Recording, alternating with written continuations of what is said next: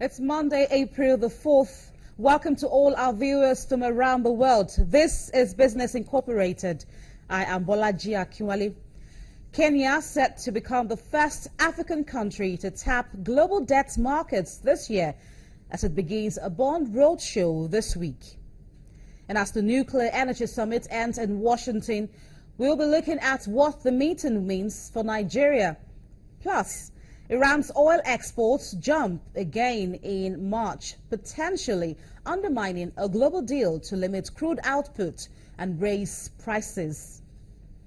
Let's get started. As Iran's oil exports jumped again in March, potentially undermining a global deal to limit crude output and raise prices. Iran's oil minister, Bijan Zangani, said Iran's oil and gas condensate exports rose by 250,000 barrels a day in the month of March to surpass 2 million barrels a day. The remarks were the oil minister's first comments since a report emerged last week that Saudi Arabia, the world's largest crude exporter, would limit its production only if Iran followed suit.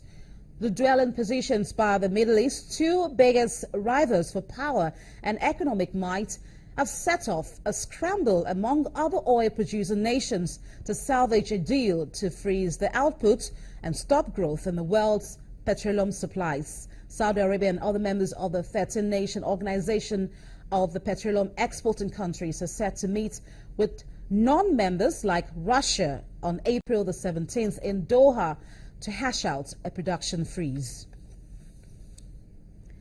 And the International Monetary Fund chief, Christine Lagarde, has dismissed reports that the body is trying to push Greece towards default, describing the report as, quote, simply nonsense, end of quote.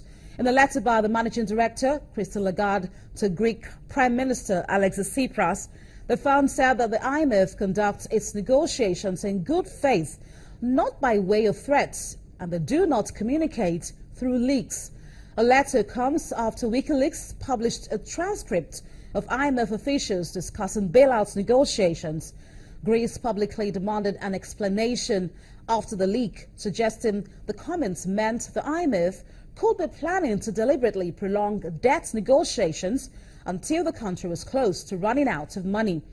Ms. Lagarde said the incident had made her concerned as to whether they can indeed achieve progress, but said she had decided to allow the IMF team to return to Athens to continue debt discussions. And Japanese markets had a roller coaster start to the week as a rally before midday fizzled out at the close of the trading day. The benchmark Nikkei 225 ended the Monday session down 0.25%. A strong Japanese yen dented stocks of exporting companies, hitting car makers hard. Shares in Toyota, Nissan and Honda all closed lower. But shares of electronics maker Sharp jumped more than 5% after a takeover deal with Taiwan's Foxconn was finalized at the weekend. In South Korea, the main index, the Kospi, managed a slight gain of 0.27%. It was also an up and down day for stocks in Australia. The benchmark S&P ASX 200 ended the day in negative territory, down by 0.08%. The market in China was shut on Monday for a national holiday, Tomb Sweeping Day. Trading will resume on Tuesday. And from Asia, we move to Europe. Olaf Krieger, DWTV Channel TV correspondent, joins me now from the Frankfurt Stock Exchange. Welcome, Olaf, to the program. Now, European markets starting the new week on a sluggish note. What's behind investor sentiment this Monday?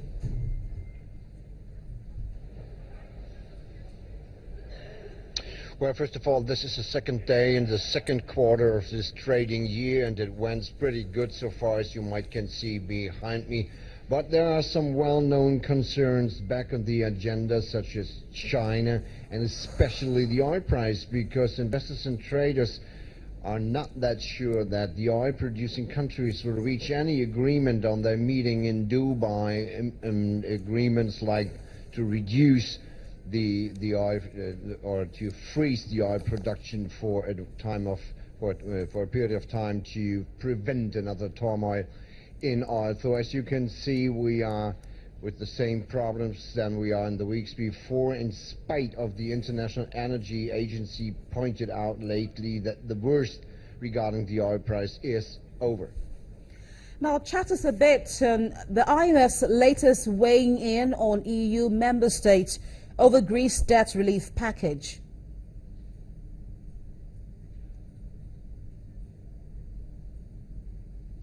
Well, there's obviously was a telephone conference between members of the IMF, and keep in mind that the IMF is one of the biggest lenders, the biggest creditors for Greece, and they are obviously not that satisfied with the reforms going on in Greece. They want to do so much more to keep the economy, to bring the economy back on track. Until now, it happens not that much, and well, it looks like the IMF is not satisfied what they're seeing right now, what's going on in Greece, and it's a matter of fact that the government in Athens has a lot to do to fulfill those hopes.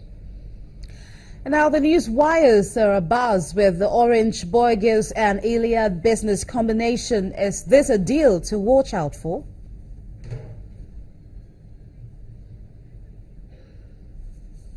Well, heavy losses for French telecom companies. Their shares fell sharply after market leader Orange said that talks to purchase the rival network owned by industry group Bouygues has failed, so the shares are heavily in negative territory. For example, shares in Orange slipped 4.4% and Bouygues plunged 15.2% in midday Paris trading, though, and that means heavy losses for telecom sector all over Europe, especially, of course, in France, in Paris.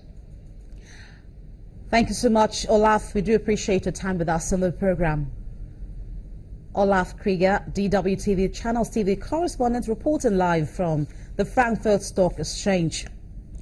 You're watching Business Incorporated. After the break, we'll be talking to you about what plans Kenya has to raise bonds from the international markets.